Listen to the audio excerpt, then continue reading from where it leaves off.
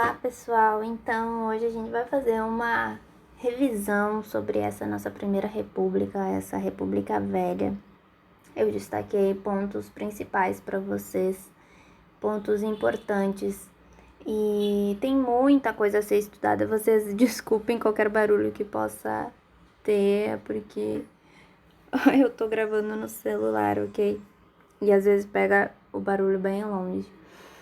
Olha só, essa república, a gente viu que ela foi dividida em duas partes. Essa é a imagem que eu já mostrei para vocês um dia.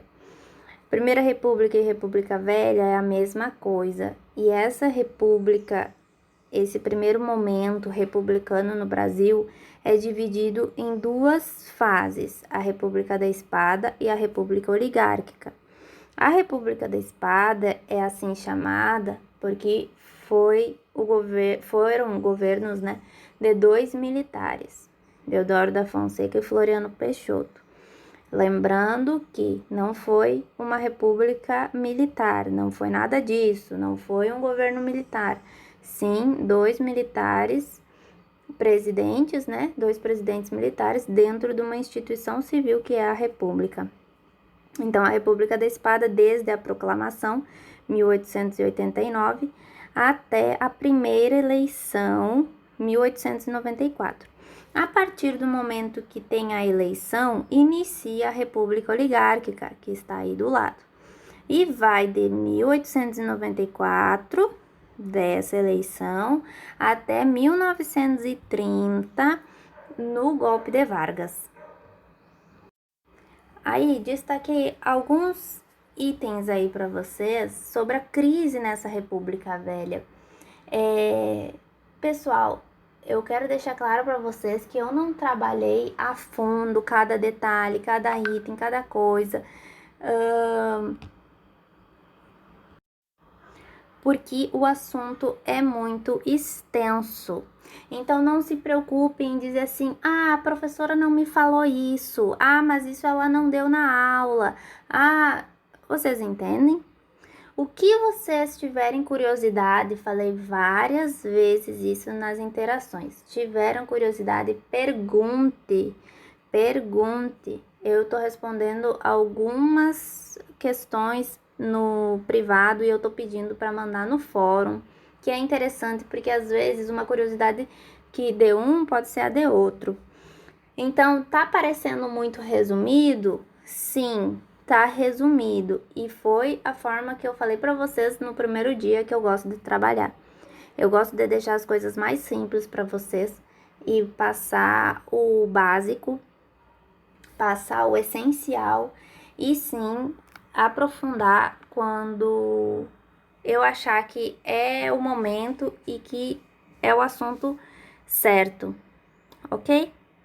Mas não fiquem pensando assim: ah, eu não vou perguntar porque a professora não vai falar, porque ela não deu brecha, porque ela não falou sobre isso. Não tem nada a ver. Vocês podem fazer a pergunta que vocês quiserem, a curiosidade que vocês tiverem, podem perguntar, ok? Continuando então. Coloquei alguns itens para vocês aí sobre a crise da República Velha. Coloquei a Constituição de 1891, o coronelismo, a Primeira Guerra Mundial e as revoltas sociais. Destaquei aí embaixo para vocês café com leite, porque essa República Velha, ela vai ficar marcada mais como a República Café com Leite, que é a República Oligárquica. Lembra que eu falei para vocês até nas interações, o que mais cai em provas, em concursos, eles falam, é na República Oligárquica. É a República Oligárquica, porque foi um período extenso, digamos, de toda a Primeira República, de 1889 a 1930, nós temos 41 anos. Então, pensem bem, é o que tem mais assunto a ser trabalhado, ok? Então, ficou a República do Café com Leite, a República Oligárquica, devido a essa alternância no poder entre o Partido Republicano Paulista e o Partido Republicano Mineiro. Lembrando, essa elite econômica do país se torna elite política, que é os grandes latifundiários, os coronéis. Quando a gente está falando em coronelismo, já citando o que está ali em cima, a gente não está falando dos coronéis do exército, a gente está falando das pessoas que são nomeadas coronéis, que eram nomeadas até pelo imperador, ok? E Minas Gerais, por que alternaram entre São Paulo e Minas, que ficaram os mais conhecidos? Porque Minas era onde tinha o maior número de eleitores. Ok? Tudo certo até aqui? Aí, deixei pequenininho ali no canto para vocês. Então, esses últimos anos, esses 10 últimos anos de República Velha, coloquei, ó, ali a década de 1920. Então, falta 10 anos para acabar essa República Velha, que vai acabar em 1930. Esses últimos 10 anos, a gente tem alguns acontecimentos, e eu citei aí para vocês. O aumento industrial e urbano. Esse aumento industrial e urbano, ele se dá também devido à Primeira Guerra Mundial. Por isso que eu citei ali a Primeira Guerra Mundial. Porque lembra, a partir do momento que o mundo, que as grandes potências, que os nossos compradores, nossos maiores compradores, eles estão em guerra, eles vão voltar toda a economia deles para a guerra. Ok? Então, a Brasil também, que comprava do exterior, o Brasil comprava quase tudo do exterior. A partir do momento que eles já não têm mais de onde comprar, o Brasil vai ter que dar um jeito de se industrializar.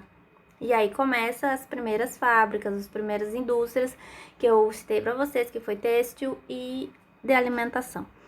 Crescendo, tendo indústria, essa indústria vai estar aonde? Vai estar no meio urbano. E crescendo isso, vai vir mais pessoas. Essas pessoas que estavam lá nos grandes latifúndios, essas pessoas que eram trabalhadoras lá, elas vão ir para a cidade para trabalhar lá. Estão conseguindo acompanhar? Então, se cresceu, se tem indústria, para trabalhar nessa indústria, a gente precisa de pessoas. E aí a gente vai para o próximo item, que é o movimento operário.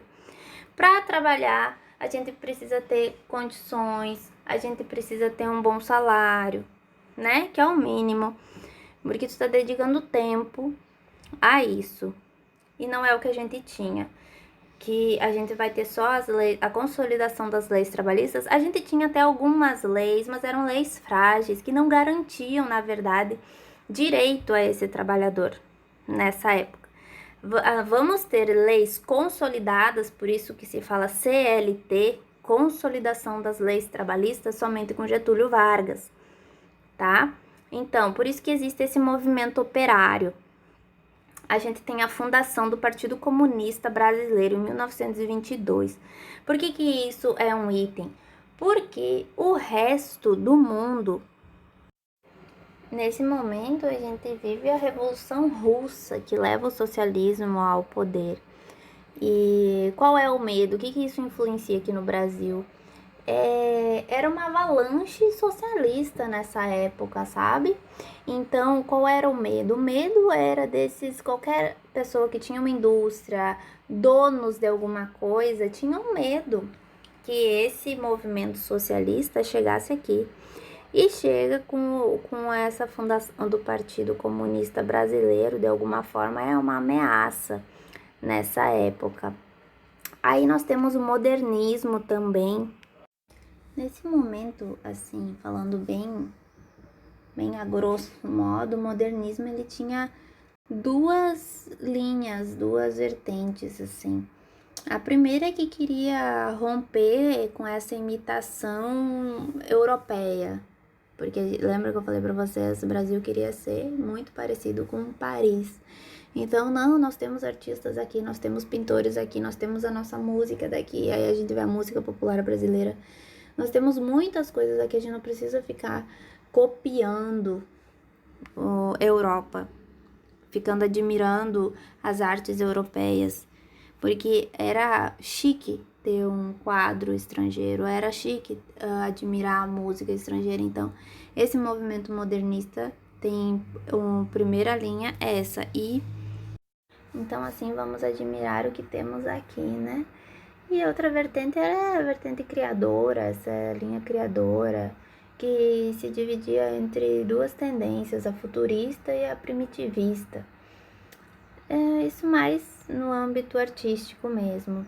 E nós temos o tenentismo, que também é outro movimento que vai dando fim, que é nos últimos 10 anos, né, dessa República Velha, vai dando fim à República Velha.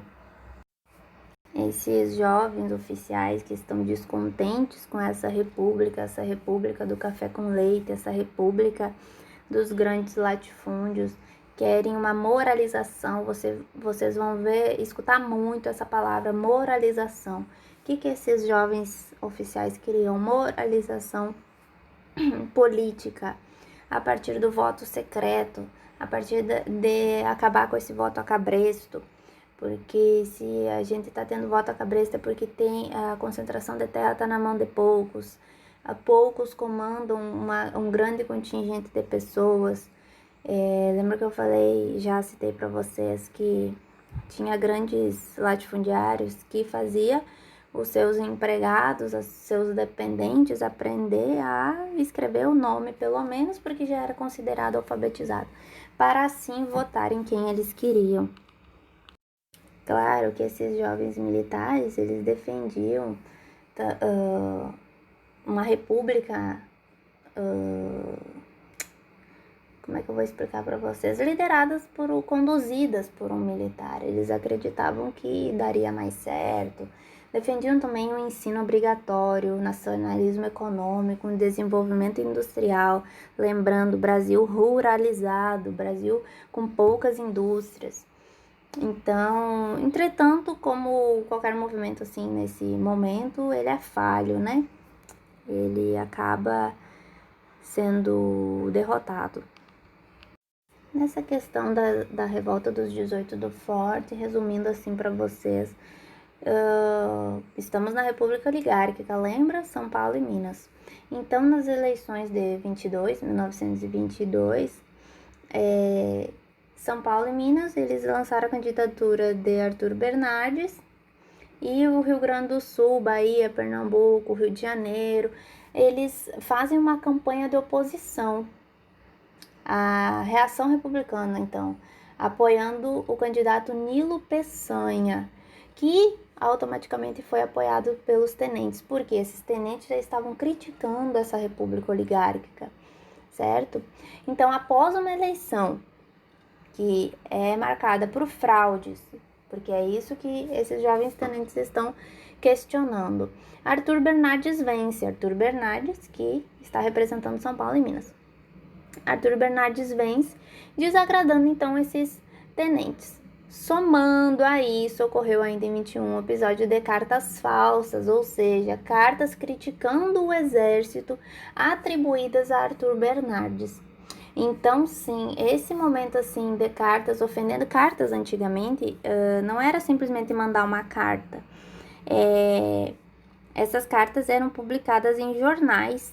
Então, é isso que aconteceu. Cartas ofendendo o exército, e isso faz com que é a gota d'água para o movimento tenentista, o 18 do Forte. Então, tentando impedir que Arthur Bernardes assumisse o poder, né, assumisse a presidência, 17 oficiais, 17 tenentes, 18 do Forte, por que então eram 17? É porque um era civil. No Rio de Janeiro, eles saem pra rua, foram alvejados por tiros e tal. Sobreviveram apenas Siqueira Campos e Eduardo Gomes. Por isso que ficou marcado esse movimento, sabe? Foram 17 oficiais que saíram, colocaram a cara a tapa, como a gente fala, né? A grosso modo, e foram alvejados. A gente vai ter um movimento tenentista também em São Paulo, comandado por Isidoro Dias Lopes e Miguel Costa. Mas assim, no sul a gente tem Luiz Carlos Prestes, aí não tem nada a ver com Júlio Prestes, lembra? Que a gente vai falar logo mais. Luiz Carlos Prestes, ele vai liderar nas unidades militares de Santo Ângelo, lá no Rio Grande do Sul, partindo para o norte a fim de encontrar com os paulistas, né? Ele organiza ali os militares e ele quer partir para o norte para encontrar com esses paulistas rebelados também.